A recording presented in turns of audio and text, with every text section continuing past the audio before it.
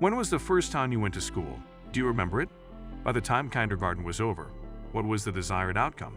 Isn't that the goal, to get to the first grade? After that, it was necessary to enroll in the second, third, and fourth grades and so on until you reached the high school level. At that point, the pressure was at its highest, and it was expected of you to not only achieve satisfactory grades, but also to perform well enough on the ACT or SAT to be accepted into the college of your choosing. Then what transpired while you were attending college? After that, you begin the process of going through the steps necessary to either enter the actual world or enroll in a professional school. For me, it was dentistry school. You have put in a lot of effort to begin the career that you have always desired, and now you are facing another challenge, which is the struggle to achieve success. But isn't that what the American dream is all about? And once more, it appears that there is a ladder in front of you, and you are always reaching for it. You suddenly find yourself staring at a person who is 50 years old in the mirror when you wake up one day. On the other hand, you feel cheated. You believe that you should have already arrived at this stage, but you are experiencing the same feelings that you have always experienced. During all of these years of working, you had believed that you were going to make progress, but instead, you find yourself in the same position as when you first began. How come? This is due to the fact that you have been competing in a race that you have no chance of winning, the rat race. What is the rat race? According to the Merriam-Webster Dictionary, the term rat race refers to the unfavorable existence experiences of those who are now employed in jobs that demand them to do a great deal of effort in order to compete with others for influence and power of money. Because of this struggle with competition, you put in a lot of effort year after year, but you ultimately discover that you are only going around in circles without making any progress. There has to be more to life, right? Is a question that you find yourself asking again and again. The real rat race. A person who is living on the verge of financial stability, works a day job, and is one paycheck away from becoming bankrupt is considered to be a real member of the rat race. The individual in question has the impression that the instant money enters their lives, it vanishes without hesitation. In addition, the more duties they have, the more precarious this connection gets. It is possible that their entire financial situation might reverse themselves if any other financial emergency, such as the loss of a job, an unanticipated health accident, or any other scenario. If any of these problems occur, they will no longer be able to continue working for the company, to continue paying off their credit cards, or to continue sustaining their lifestyle. It becomes a need for them to continue both of these things. If they want to improve their financial circumstances, they need to take a different strategy, but they are at a loss for what to do. It all starts with financial education. When it comes to money, our views of it are typically more important than our ability to generate it. When our brains are built in such a way that precludes us from being financially sensible, this is especially true. A six-figure income is earned by the majority of white-collar professionals in the United States. But does it really make a difference if by the time the year is out, they haven't accomplished anything to show for it? Where exactly is the separation?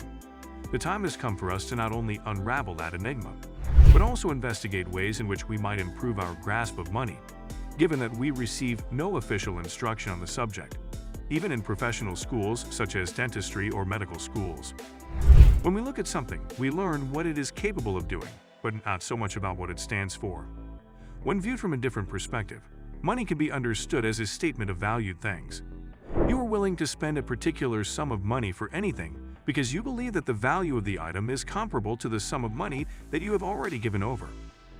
What is money? If we are going to initiate this course of action, then the first issue that we ought to inquire about is, what exactly is money? Put another way, what exactly does the concept of money represent? In the context of these transactions, what is the meaning of money, regardless of whether you are purchasing a pair of shoes from Zappos or being compensated for the time you spend treating patients in a clinic? It is important to note that money is nothing more than a medium of exchange that makes it easier for individuals to buy or sell items to one another. When we look at something, we learn what it is capable of doing, but not so much about what it stands for. When viewed from a different perspective, money can be understood as a statement of valued things. You are willing to spend a particular sum of money for anything because you believe that the value of the item is comparable to the sum of money that you have already given over. If you were to purchase a pair of Tory Burch flip-flops, for example, you may pay $300 for them, but you would never even consider paying more than $15 for a regular pair. How come? The difference lies in how you evaluate the two different kinds of footwear. So if money is a representation of value, what does that mean? The reality of a surgeon who lives paycheck to paycheck is altered. In what ways does this reality change? Imagine a person who is completely overwhelmed by their credit card debt. When it comes to answering these questions, the first thing we need to do is examine your relationship with money.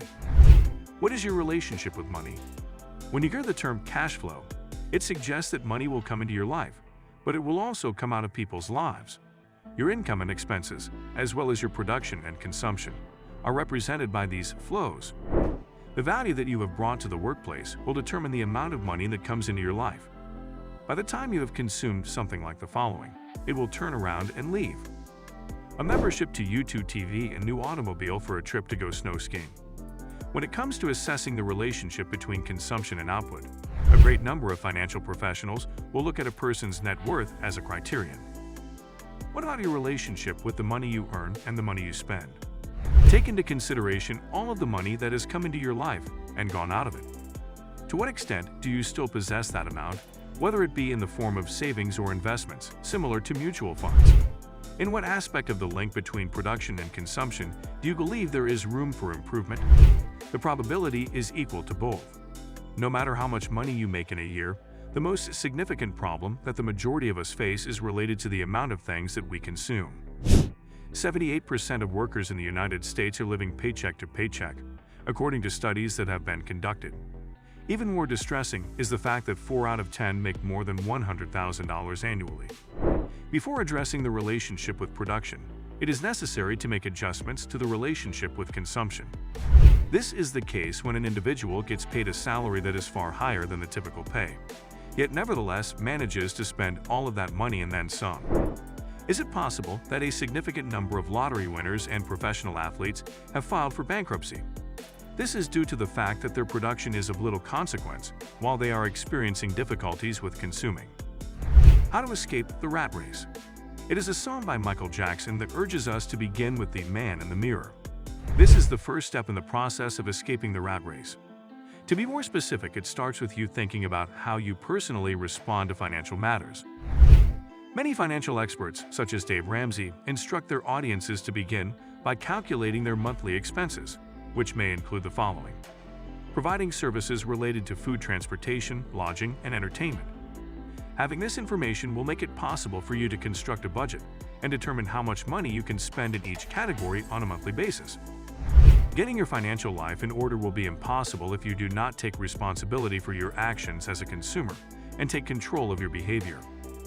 Living below your means is the easiest way to amass riches, and Dave advises his students to practice frugality.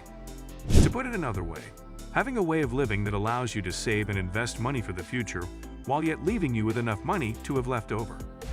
Emergency fund. The establishment of an emergency fund has to be at the very top of your list of priorities once you have made up your mind that you are going to leave the rat race. Dave suggests putting away 3 to 6 months' worth of a person's spending in a bank or savings account. If you find yourself in a pressing financial situation, it is recommended that you make use of the cash in this account rather than taking on further debt. Unfriend the Joneses. The phrase "keeping up with the Joneses" is defined by Google as the act of demonstrating that one is on par with other individuals by acquiring what they have and engaging in activities that they engage in. One phrase that encapsulates the enormous problem of consuming is this phrase: when the people around you are purchasing a particular item, you are likely to do the same. This is typically done in order to prevent oneself from being outdone by them. They get a new SUV and you do the same thing. Both you and they will receive a brand new pool and hot tub. They go on an adventure to a faraway place, and you board a plane not long after that. All of this originates from a single region: tensions from society. This level of pressure is increased by social media. My question to you is this: what is more important to you, giving the impression that you have money or showing that you actually do have money? The rat race of life is not so much about doing a job that requires you to be there from 9 in the morning to 5 in the afternoon. Rather, it is about living a life in which you are constantly pursuing the next thing, whether it be a paycheck or a material possession. Regrettably, if you continue to live in this manner, you will have to put your objectives and aspirations on the back burner in order to not fall behind. It has been demonstrated time and again that the first step towards leaving the race is to create a budget in order to determine where your money is going and how it is being spent. Let's be honest, the rat race is a terrible thing. What is the use of gaining money or imagining having as much wealth as possible if your relationship with money implies that you will lose all you own or that you would have to labor endlessly in order to financially support the lifestyle you want? A true example of a rat race is that. Remove your friend list and unsubscribe from the Joneses channel as soon as possible if you are serious about leaving the rat race.